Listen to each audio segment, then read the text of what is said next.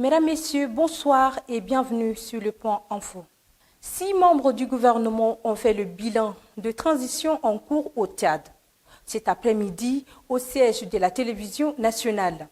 Face aux hommes des médias, le ministre porte-parole du gouvernement a estimé que la transition actuelle est sur la bonne voie. Tout de même, il a déploré les événements qui ont endeuillé le Tchad. Selon lui, la priorité du gouvernement est de rétablir l'ordre constitutionnel. Les voyageurs en partance vers le sud du pays sont soumis à une fouille systématique à la sortie de la capitale. Une opération qu'effectuent les forces de l'ordre en faction à la sortie de Koundoul, à environ 20 km de N'Djamena.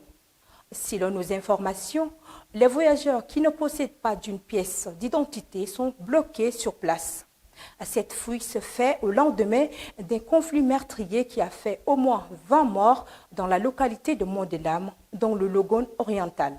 Que la lumière soit faite sur la disparition tragique du maréchal du Tchad, a tweeté l'ex-première dame Inda Déby. Une publication faite en hommage au président Idriss Déby Itno, tué le 21 avril 2021. Après sa mort, le gouvernement avait annoncé une enquête pour élucider le mystère autour de la mort du feu président. Aucun résultat de cette enquête n'est rendu public. À travers un communiqué, l'Union des syndicats du Tchad demande au gouvernement d'annuler l'augmentation du prix du gasoil. Selon l'UST, la situation socio-économique du pays ne permet guère aux travailleurs de subir le coût de l'augmentation du gasoil ou encore d'accéder aux produits de première nécessité.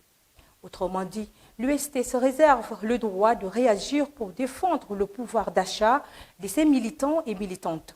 Le gasoil est vendu à 700 francs CFA au lieu de 580 à la pompe.